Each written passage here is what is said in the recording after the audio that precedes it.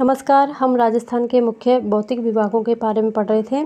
तो उसमें सबसे पहले है उत्तर पश्चिमी मरुस्थल प्रदेश। जैसलमेर क्षेत्र में पाई जाने वाली चट्टानों में प्राप्त समुद्री जीवाश्मों के आधार पर यह माना जाता है कि अपर टर्शियरी काल तक पश्चिमी मरुस्थलीय भाग पर टेथिस समुद्र विस्तृत था, जो भूगर्भिक हलचलों के परिणाम स्वरूप धीरे धीरे खिसकता गया। टेथिस सागर के पीछे खिसकने के परिणाम स्वरूप उत्पन्न सकुड़न क्रिया से ऊंची हुई समुद्री तलों से इस क्षेत्र का उद्भव हुआ। इस क्षेत्र में मौजूद खारे पानी की झीलें यहाँ टेथिस सागर होने का प्रमाण है। भूवैज्ञानिकों के अनुसार टर्शियरी काल की चट्टानों में खनिज तेल व गैस के भंडार सर्वाधिक मात्रा में पाए जाते हैं। थार का मरुस्थल विश्व का एकमात्र जीवंत मरुस्थल है, जो कि टेथिस सागर के अवशेष के रूप में है, जो ग्रेट इंडियन डेजर्ट के नाम से जाना जाता है। थार का मरुस्थल विश्व का सबसे युवा मरुस्थल है, जो ग्रेट पोलियो आर्कटिक अफ्रीका मरुस्थल का पूर्वी भाग है, जो पश्चिमी एशिया के फिलिस्तीन, अरब, ईरान होता हुआ भारत तक विस्तृत हो गया। इसे पाकिस्तान में चोलिस्तान कहा जाता है। थार का मरुस्थल दो देशों में, पाकिस्तान का सिंध प्रांत एवं भारत के ये गुजरात, राजस्थान, हरियाणा और पंजाब में 2,09,000 वर्ग किलोमीटर में फैला हुआ है। 2,09,000 वर्ग किलोमीटर में फैला हुआ है, जिसमें से राजस्थान के पश्चिमी भाग के 12 जिलों में 1,75,000 वर्ग किमी में फैला हुआ है। अर्थात राजस्थान का मरुस्थल थार के मरुस्थल का 3/5 हिस्सा रखता है। उत्तर पश्चिमी मरुस्थल राजस्थान के लगभग 2/3 क्षेत्रफल के अनुसार राजस्थान का सबसे विशाल भौतिक प्रदेश, तो 2/3 क्षेत्रफल में ये फैला हुआ है। राजस्थान राज्य के कुल क्षेत्रफल का यह है। उत्तर पश्चिमी मरुस्थल प्रदेश 61.11% भूभाग पर फैला हुआ है, जहां राज्य की कुल 40% जनसंख्या निवास करती है। यह प्रदेश उत्तर पश्चिम से दक्षिण पूर्व में 640 किमी लंबा एवं पूर्व से पश्चिम में 300 किलोमीटर चौड़ा है। उत्तर पश्चिमी मरुस्थलीय प्रदेश सर्वाधिक जनसंख्या घनत्व 103 वाला मरुस्थल है। मरुस्थलों के अंतर्गत विश्व में सर्वाधिक जैव विविधता इसी मरुस्थल में पाई जाती है। इसी कारण डॉक्टर ईश्वरी प्रकाश ने इस क्षेत्र को रुक्ष क्षेत्र कहा है। इस प्रदेश में 20 से 50 सेमी वर्षा होती है, अतः न्यून वर्षा के कारण इसे शुष्क का मैदान भी कहते हैं। और इसी कारण इस प्रदेश में शुष्क व अत्यधिक विषम जलवायु पाई जाती है। अरावली पर्वतमाला के पश्चिम में स्थित इस क्षेत्र को पश्चिमी रेतीली भूमि कहते हैं, जहां रेतीली बलुई मिट्टी पाई जाती है। इस मरुस्थल में फ्रिएटोफाइट्स मिलते हैं, यानी ऐसे पादप जिनमें लंबी 20 से 30 फीट मूसला जड़ होती है। उच्चावच तथा शुष्कता की दृष्टि से मरुस्थलीय प्रदेश को 4 उपविभागों में बांट सकते हैं, जो भारत पाक सीमा के सहारे पूर्णतः बालुका स्तूपों से आच्छादित प्रदेश हैं। महान मरुस्थल बाड़मेर, जैसलमेर, बीकानेर का चट्टानी प्रदेश जो भारत पाक की सीमा के सहारे जो बालू का प्रदेश है, वो तो कहलाता है महान मरुस्थल। और जो बाड़मेर, जैसलमेर, बीकानेर का चट्टानी प्रदेश है, वो कहलाता है चट्टानी प्रदेश। जो चट्टानी प्रदेश के पूर्व में कच्छ की खाड़ी से बीकानेर तक विस्तृत है, वो कहलाता है लघु मरुस्थल। जो लूनी बेसिन और शेखावाटी क्षेत्र में विस्तृत है, वो अर्ध शुष्क प्रदेश कहलाता है। तो ये मरुस्थल का विभाजन है। याद रहे कि 50 सेमी वर्षा रेखा राजस्थान को समान 2 भागों में विभाजित करती है। तो 25 सेमी वर्षा रेखा उत्तरी पश्चिमी मरुस्थल को समान 2 भागों में विभाजित करती है। पश्चिम के इस रेतीले मैदानी प्रदेश को 25 सेमी वार्षिक वर्षा रेखा के आधार पर 2 भागों में बांटा गया है। शुष्क प्रदेश यानी मरुस्थलीय प्रदेश। शुष्क शब्द का सामान्य अर्थ सूखा होता है, अर्थात राज्य में 25 सेमी से कम वर्षा वाले भाग को शुष्क प्रदेश कहते हैं।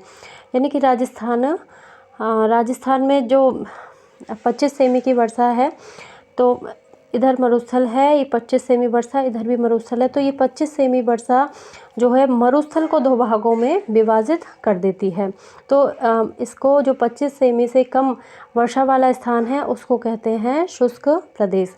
इसके अंतर्गत पूरा जैसलमेर, संपूर्ण बीकानेर, आधा चूरू, बाड़मेर, 1/3 नागौर यानी कि 1/3 नागौर और 2/3 जोधपुर सम्मिलित हैं। राजस्थान में सबसे कम वर्षा वाला भाग पश्चिमी भाग, सबसे कम वर्षा वाला भाग हुआ पश्चिमी भाग, और इसका जो सबसे कम वर्षा वाला जिला है वो जैसलमेर है और स्थान है समगाम। तो समगाम वनस्पति रहित स्थान, वनस्पति रहित स्थान कौन सा है? समगाम।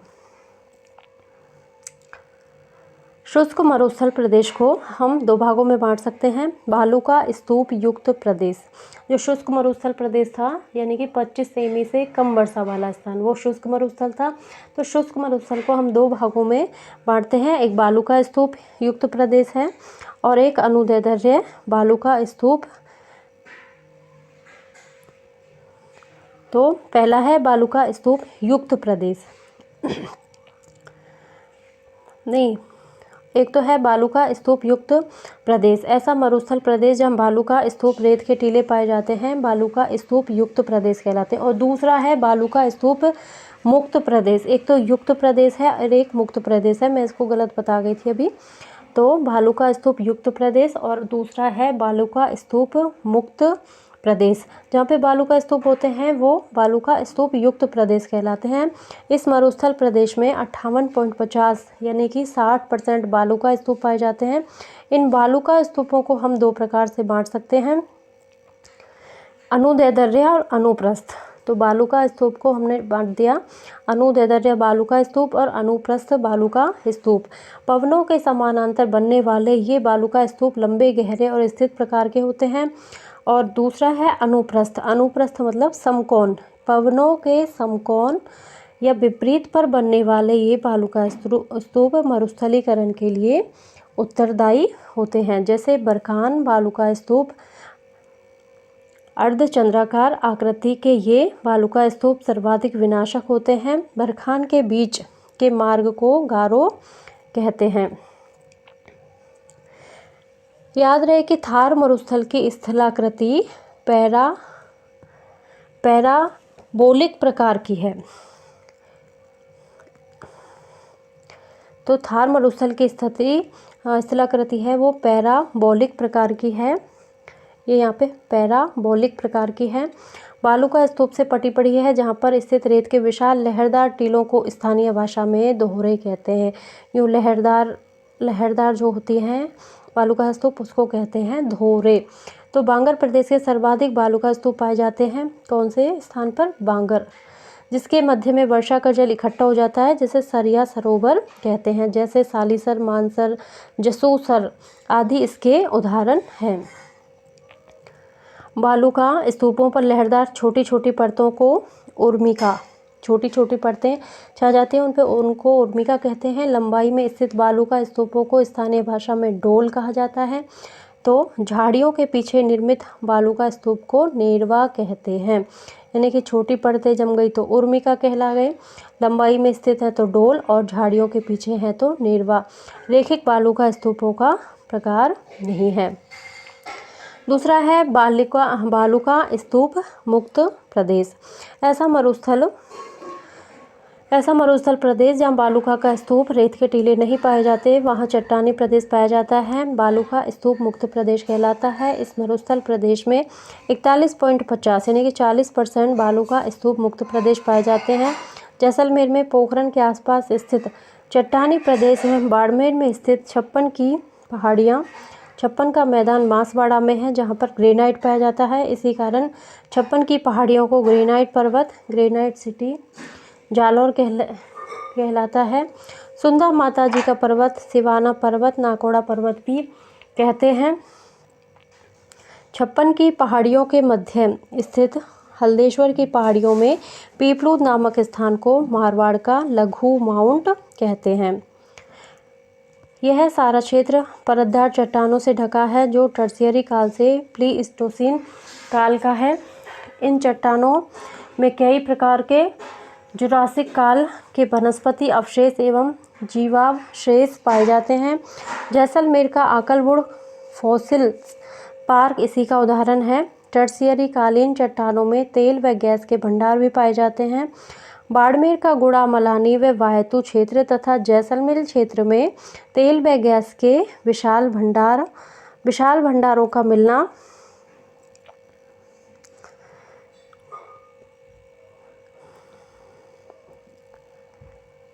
जैसलमेर क्षेत्र में तेल व गैस के विशाल भंडारों का मिलना टर्शियरी कालीन चट्टानों का होना माना जाता है। दूसरा है अर्धशुष्कीय मरुस्थलीय प्रदेश। अर्धशुष्क का सामान्य अर्थ सूखा होता है, अर्थात पश्चिमी रेतीली मैदानी प्रदेश का वह भाग जहाँ औसत वार्षिक वर्षा 25 से 50 सेमी के मध्य होती है, यानी कि 25 से जो ऊपर वर्षा होती है 50 सेमी तक, वो अर्धशुष्क मरुस्थलीय प्रदेश होते हैं, अर्धशुष्क मरुस्थलीय प्रदेश कहलाते हैं। यह संपूर्ण शेष शुष्क एवं अर्धशुष्क जलवायु के मध्य संक्रमणीय परवर्ती जलवायु वाला क्षेत्र है। इसे सामान्यतः 4 भागों में बांटा जा सकता है। इन 4 भागों को हम आगे के पार्ट में पढ़ेंगे। अभी के लिए इतना ही।